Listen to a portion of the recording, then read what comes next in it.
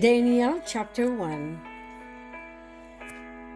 Daniel chapter 1 verses 1 through 2. In the third year of the reign of Jehoiakim king of Judah came Nebuchadnezzar king of Babylon unto Jerusalem and besieged it. And the Lord gave Jehoiakim king of Judah into his hand, with part of the vessel of the house of God, which he carried into the land of Shinar to the house of his God, and he brought the vessels into the treasure house of his God. Jehoiakim reigned from 609 to 598 BC and did that which was evil in the sight of the Lord. 2 Chronicle chapter 36 verse 5. It was in his third year, 606 BC, that Nebuchadnezzar came and besieged Jerusalem, in which time Nebuchadnezzar took some of the vessel of the temple of the Lord and some of the inhabitants, Daniel and his 3 friends included. It will be interesting to note that during this time King Nabopolassar, Nebuchadnezzar's father, died leaving the throne naked. Nebuchadnezzar, receiving word, endeavored to return to Babylon in the land of Shinar. Genesis chapter 10 verse 10. To claim it before another did, he rode approximately 700 kilometers across the Syrian desert over 22 through 23 days and claimed the throne and kingship. King Nebuchadnezzar put the vessels from the temple of God into the temple of Marduk, formerly named Bel, the god of the Babylonians. Jeremiah chapter 50 verse 2. All of this came to pass according to the word of the Lord through Isaiah the prophet. 2 Kings chapter 20 verses 16 through 17. Note, Jerusalem was besieged 2 more times, once under the reign of Jehoiachin 597 BC, and secondly under the reign of Zedekiah in 586 BC, in the which Jerusalem's walls were pulled down, also the temple, and the city was burned, only leaving husbandmen to tend to crops. 2 Kings chapter 24 and chapter 25, 2 Chronicles chapter 36. Daniel 1 verses 3 to 5. And the king spoke unto Aspenaz, the master of his eunuchs, that he should bring certain of the children of Israel and of the king's seed and of the princess, children in whom was no blemish, but well favored and skillful in all wisdom and cunning in knowledge and understanding science, and such as had ability in them to stand in the king's palace, and whom they might teach the learning and the tongue of the Chaldeans. And the king appointed them a daily provision of the king's meat and of the wine which he drank, so nourishing them 3 years, that at the end thereof they might stand before the king. Isaiah prophesies of the fact that King Ezekiah's son, or the king's seed, would be taken captive by the Babylonians and made eunuchs, in physical sense of the word, in the palace of the king of Babylon. Isaiah chapter 39 verse 7. Nebuchadnezzar told Aspenaz, the master of the eunuchs, to choose out children of the king's seed, which can be read as shoot as Daniel was 18 years of age, that had no blemish or physical defects. Leviticus chapter 24 verses 19 through 20. But well favored or good looking in appearance, skillful in all wisdom, cunning in knowledge, understanding science, and have the ability to be able to stand or hold a position in the king's palace. Those that were chosen had to be able to be taught in the schools and tongue of the Chaldeans. It is obvious that those who were chosen were well educated, which is another reason why they were not just children.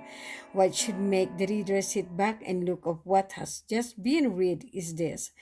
An idolatrous king demanded perfection in those who were chosen, and he was so concerned in their well-being that he would not allow ordinary food to be fed to them. Nebuchadnezzar wanted them to be fed with what he regarded as the best, which is the food from his own table. If this is expected by an idolatrous king, how much more is expected by the King of Kings, Jesus Christ?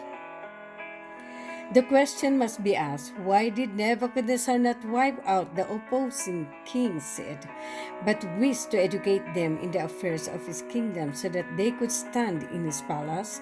The answer is rather a simple one. Nebuchadnezzar was a very wise king, and by doing this, he would guarantee more fully the loyalty of the captive nation to his own kingdom. At the end of 3 years, they were to stand before the king, obviously to be tested by him to see how they have fared. Verses 18 through 20. Daniel 1:6-7. Now among these were of the children of Judah, Daniel, Hananiah, Mishael, and Azariah, unto whom the prince of the eunuchs gave names. For he gave unto Daniel the name of Belteshazzar, and to Hananiah of Shadrach, and to Mishael of Meshach, and to Azariah of Abednego. Daniel, Hananiah, Mishael, and Azariah were a part of the captivity. The prince of the eunuchs gave them new name as listed below. The pagan name change. Daniel, God is my judge. But in pagan name, Belteshazzar, keeper of the high treasures of Bel. Hananiah, Yahweh is God. Shadrach, inspiration of the sun, worship of sun. Mishael, who belongs to God. Meshach, of the goddess Shaka, worship of Venus. Azariah, Yahweh helps. Abednego, servants of the shining fire. The change of names was customary of this time, but why the names of pagan deities? This was to encourage them or influence them to compromise, conform to, and take up the idolatrous religion and practices that encompassed them in the Babylonian nation. Daniel chapter 1 verse 8, but Daniel purposed in his heart that he would not defile himself with a portion of the king's meat, nor with the wine which he drank. Therefore, he requested of the prince of the eunuchs that he might not defile himself. The first test that these young men were faced with was the test of appetite. This seems to be rather an insignificant matter, but if we look to history, we find that Adam and Eve's first test was upon appetite. Genesis chapter 3 verses 1 through 3, Christ's first test in the wilderness in reclaiming what man had lost was appetite. Matthew chapter 4 verse 3. This should be a warning sign to us today that appetite has a direct link to our spiritual life, for it shows that when the appetite is ruling, sin is lying at the door, and when it is not ruling but under the control of reason, it is harder for sin to take hold upon us. So what we eat and drink can either hinder or promote our relationship with God. Obviously, a portion of the food and wine was unfit to eat and drink according to the laws of health. Leviticus 11, Proverbs chapter 20, verse 1. Why Daniel and his friends purpose determined in their heart not to eat or drink of the king's food is because the law of his God was in their heart. Psalms 37 verse 31.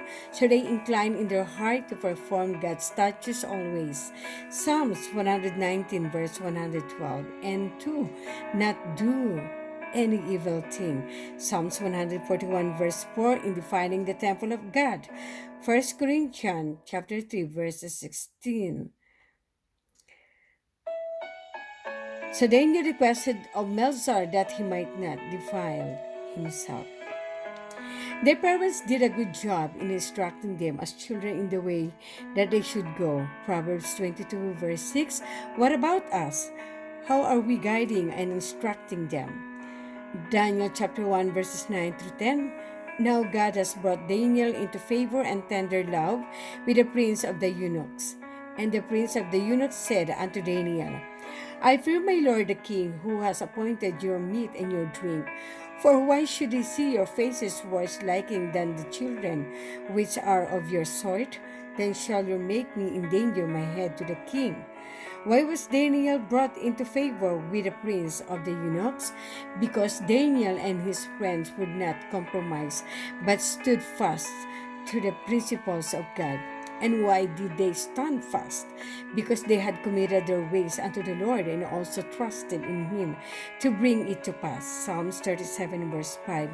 Their obedience to God's way pleased the Lord, and God could make their enemies to be at peace with them. Proverbs chapter 16 verse 7. So God can bless faithfulness to Him. But the prince of the eunuchs feared the king, for it was the king himself that had appointed their meat and drink. And if the king should see them looking worse than the other Jews, he would endanger his head. So he went to Melchizedek, whom the prince of the eunuchs had placed in charge of them, and requested of him the same thing. Daniel was persistent. This shows 2 points. First, that the king and those under him honestly though that this type of diet was the best for building muscle and mind. Second, not all the Jews stood to the principles of God but compromised. So Melzar feared the result, but Daniel knew better, as we will find out. Daniel chapter 1 verses 11 to 14. Then said Daniel to Melzar, whom the prince of the eunuchs had set over Daniel, Hananiah, Mishael, and Azariah, prove your servant, I beseech you, 10 days, and let them give us pulse to eat, and water to drink. Then let us countenances be looked upon before you, and the countenance of the children that eat of the portion of the king's meat, and as you see us deal with your servant. So he consented to them in this matter, and proved them 10 days. Daniel set his face like a flint and believed that the Lord would help him. Isaiah 50 verse 7. And asked Melzar to go against the king's order. This is a lesson for us in trusting the promises of the Lord. For Daniel had an incredible amount of trust in God in saying, prove us 10 days, then compare us with the others. But he had a good reason to, and so do we. See Psalms 56 verse 11 and Psalms 125 verse 1. What is pulse and why 10 days? There are varying answers to what pulse is, but the most sensible is this: a diet of a variety of vegetables, dates, and berries. Daniel was very wise in choosing 10 days because he knew that they had only just marched from Jerusalem, which will take its toll on the health and vitality of the body. So the best food is needed to help the body recover, food that is highly nutritious to aid the body to quickly repair itself, light and easily digested by the stomach, and food that would keep the mind clear and sharp to be able to discern the guiding of the Lord and not affect their spiritual perception. But most importantly, food that the Lord could bless and strengthen them with, as ultimate it was the Lord that blessed them with the result that was gained, because Daniel's faith was a faith that had corresponding work out of his love for God. James chapter 2 verses 17 through 20, Galatians chapter 5 verse 6, unlike the food from the king's table. So Melzar agreed to 10 days.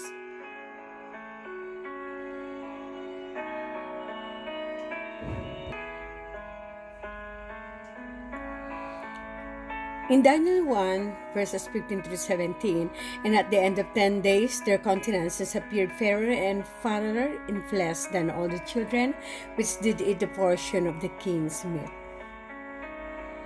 Thus Melzar took away the portion of their meat and the wine that they should drink, and gave them pulse. As for these 4 children, God gave them knowledge and skills in all learning and wisdom. And Daniel had understanding in all vision and dreams. The results were remarkably in favor of Daniel and his friends, for the Lord blessed them with fairer and fatter countenances. So the portion of the king's food was taken away completely, and they were fed pulse and water. Blessed is the man that trusted in him. Psalms 34 verse 8.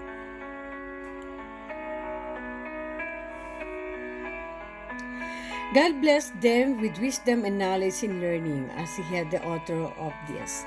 Proverbs chapter 2 verse 6 and James chapter 1 verse 5. Also to Daniel, he gave the understanding and vision and dream, as we will see in future chapters. This shows to us that the Lord is willing to bless those that put their faith and trust in Him, but that also we need to not just sit back and wait for the Lord to bless.